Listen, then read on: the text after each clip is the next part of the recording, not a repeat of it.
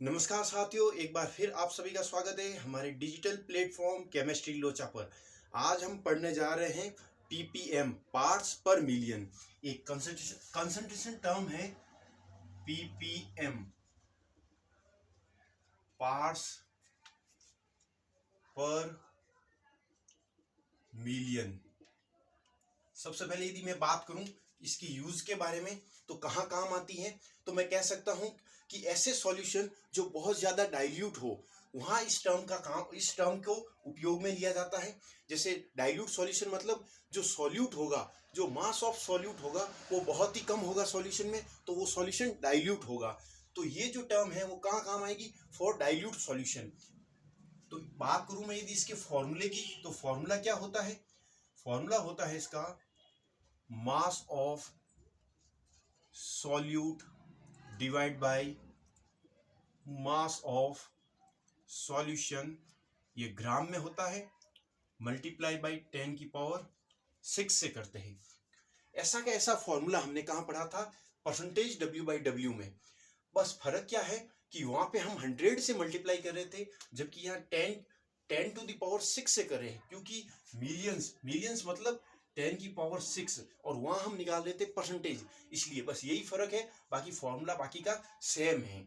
अब बात करूं मैं इसे यूज के बारे में, तो क्या लिख सकता हूं? इसका यूज लिख सकता हूं कि used to express very low concentration of solute in the solution। ठीक है। एग्जाम्पल की यदि मैं बात करूं तो क्या होता है example? Hardness of water. Hardness of water, हम जो हार्डनेस ऑफ वाटर निकालते हैं वो किसकी टर्म में निकालते हैं?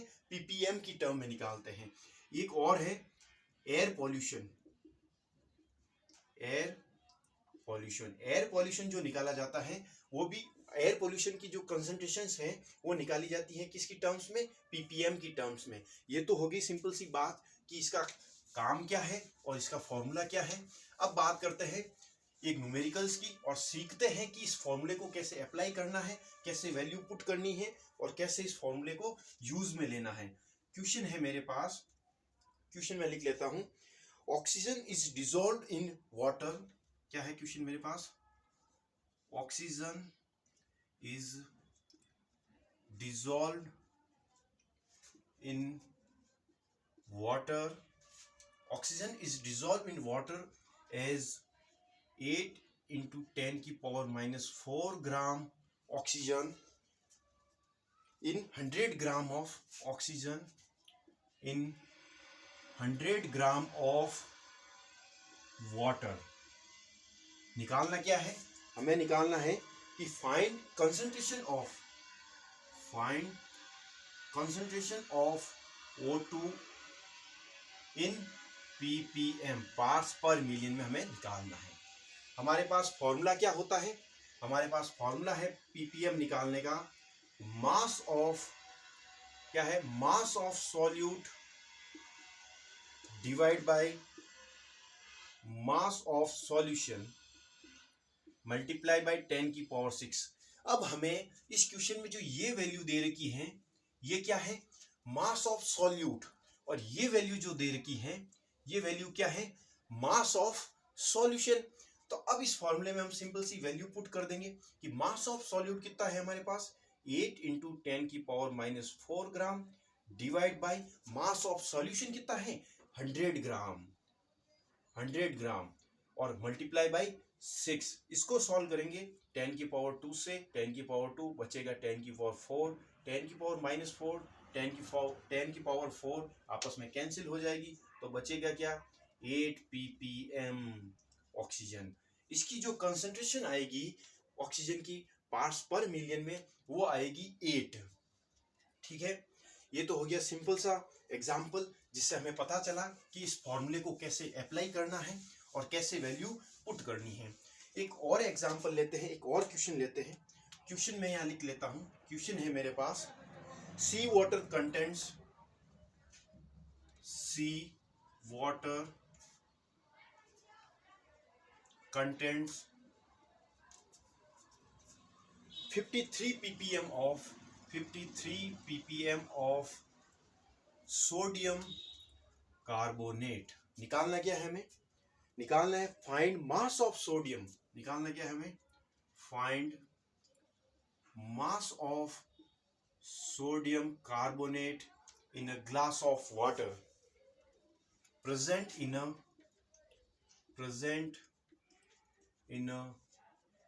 glass of water. Find mass of sodium carbonate means इसमें हमें क्या निकालना है? मास ऑफ सॉल्यूट। और हमें पता है कि हमारा फॉर्मूला क्या होता है कि ppm is equal to mass of solute divide by mass of solution multiply by 10 to the power 6।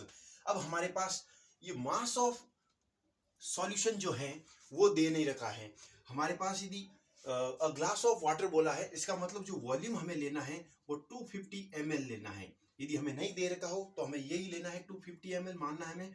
और जो डेंसिटी है वो हमें पता है कि 1 ग्राम पर ml वाटर की डेंसिटी होती है। अब हमें निकालना है, सबसे पहले निकालना है मास ऑफ सॉल्यूशन। वो कैसे निकालेंगे? हमें पता है कि मास ऑफ सॉल्यूशन क्या होता है? Density into volume. डेंसिटी है हमारे पास 1 ग्राम पर ml मल्टीप्लाई बाय 250 ml। यदि इस चीज को हम सॉल्व करेंगे तो हमारे पास जो मास ऑफ वाटर आएगा या मास ऑफ जो सॉल्यूशन आएगा वो होगा 250 ग्राम। अब इस 250 ग्राम को हम फॉर्मूले में पुट कर देंगे।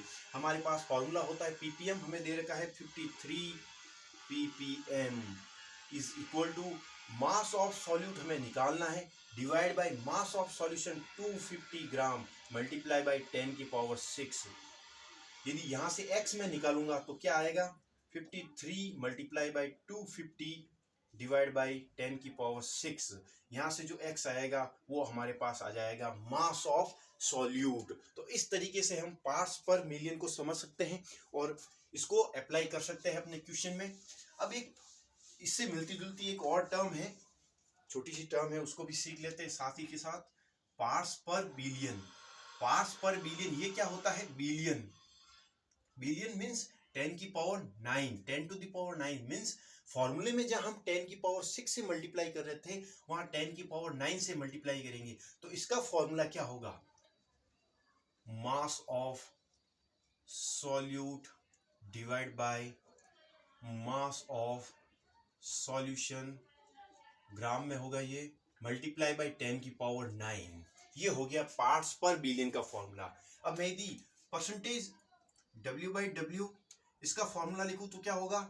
मास of solute divide by mass of solution multiply bye 100। और अगर मैं पार्ट्स पर मिलियन का फॉर्मूला लिखूं तो क्या होगा?